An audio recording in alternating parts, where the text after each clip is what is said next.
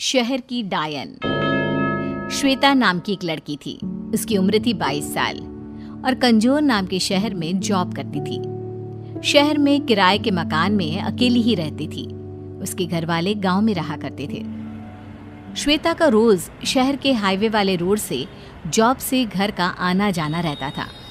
एक रात को श्वेता जॉब से देरी से आती है।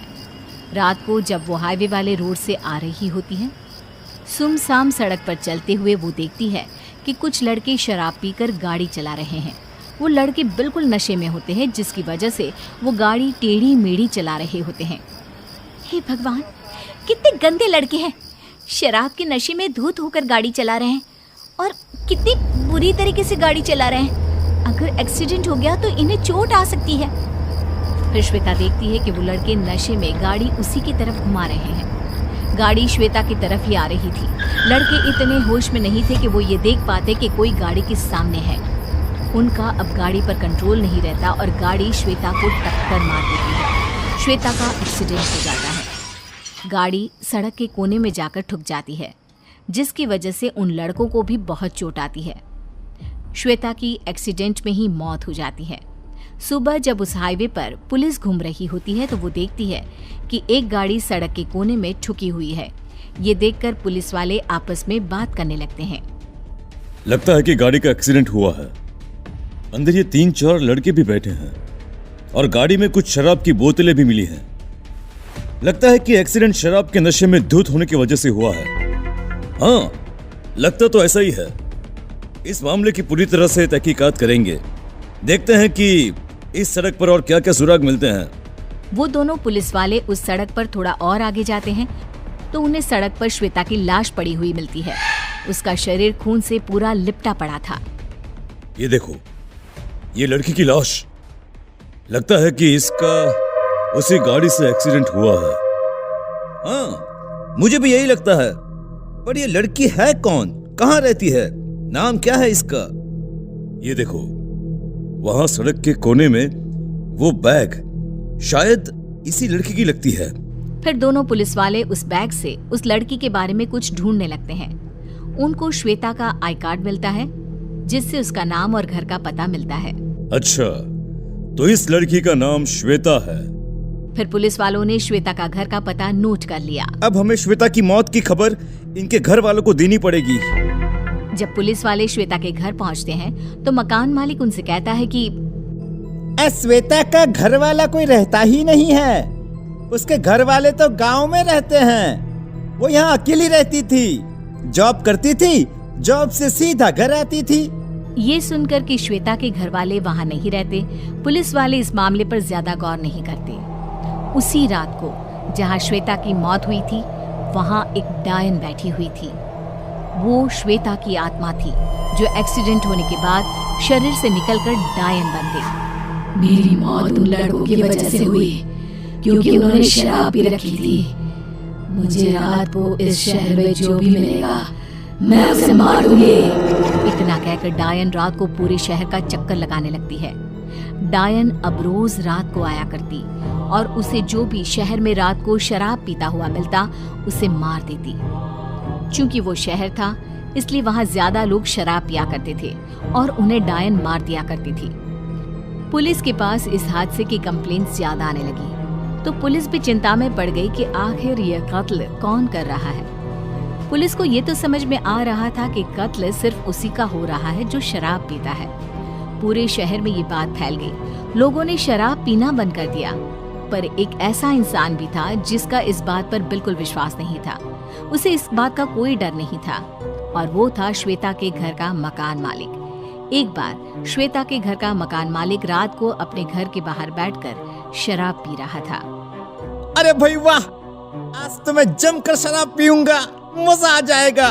आज तो बीवी भी घर पे नहीं है। मकान मालिक शराब की बोतल खोल ही लेता है कि तभी पीछे से कुछ आवाज आती है। ऐसे लगता है जैसे पीछे कोई खड़ा हो। मकान मालिक जब पीछे मुड़कर देखता है तो वो बहुत डर जाता है। वो देखता है कि एक डरावनी डायन उसके पीछे खड़ी हुई है। डायन ने मकान मालिक के कंधे पर हाथ रखा। मकान मालिक ये देखकर बहुत डर गया। इससे पहले कि वो चिल्लाता, डायन ने उसके सर पर शराब की बोतल दे मारी और मकान मालिक मर गया। फिर डायन वहां से चली गई। सुबह पुलिस ने जब मकान मालिक की लाश देखी तो वो भी डर गए। अब ज्यादा पुलिस वाले वहां पर तैनात हो गए थे। अब तो कोई ना कोई उपाय निकालना ही पड़ेगा। अगर ऐसे ही शहर के लोग मरते रहे तो शहर की आबादी खत्म हो जाएगी। हाँ, उपाय तो बहुत जल्दी निकालना पड़ेगा। ऐसे हादसे शहर में बढ़ते ही जा रहे हैं। हम एक काम करते हैं, रात को शहर में एक तांत्रिक बुला लेते हैं, फिर देखते हैं कि आखिर ये मांजरा है क्या। वो दोनों पुलिस वाले ऐसा ही करते हैं।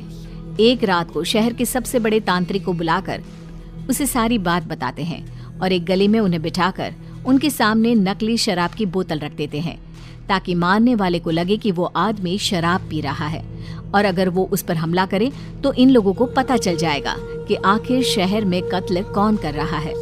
तांत्रिक वहीं गली में बैठकर अपना तंत्र मंत्र का सामान अपने झोले में रखकर तैयार रहता है और अपने सामने शराब की बोतल रख देता है। वो डायन वहीं शहर की गलियों में घूम रही होती है। तभी उसकी नजर उस तांत्रिक पर पड़ती है। अरे वाह, मिल गया मुझे अपना शिकार। अब मैं इसे नहीं छोड़ूंगी, मैं इसे मार दूंगी। जो भी शहर में शराब पिएगा मैं उन सबको मार दूंगी, किसी को नहीं छोड़ूंगी। इतना कहकर डायन उस तांत्रिक को मारने उसके पास चली जाती है। डायन धीरे से उस तांत्रिक के पीछे आती है। तांत्रिक को डायन के आने की आहट सुनाई पड़ जाती है। जैसे ही डायन उसके कंधे पर हाथ रखने वाली होती है, तांत्रिक अपने झोले में से पवित्र जल निकालकर उसके ऊपर फेंक देता है। पवित्र जल पड़ते ही डायन को जलन होने लगती है और वो बहुत जोर जोर से दर्द में चिल्ला उठती है।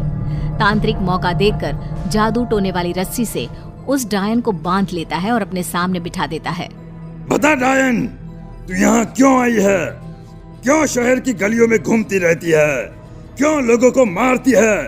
बता, बता, वरना मैं तुझे भस्म कर दूंगा। बताती हूँ। मैं मरने से पहले श्वेता नाम की लड़की थी। मैं जॉब से घर हाईवे के रास्ते से आती थी।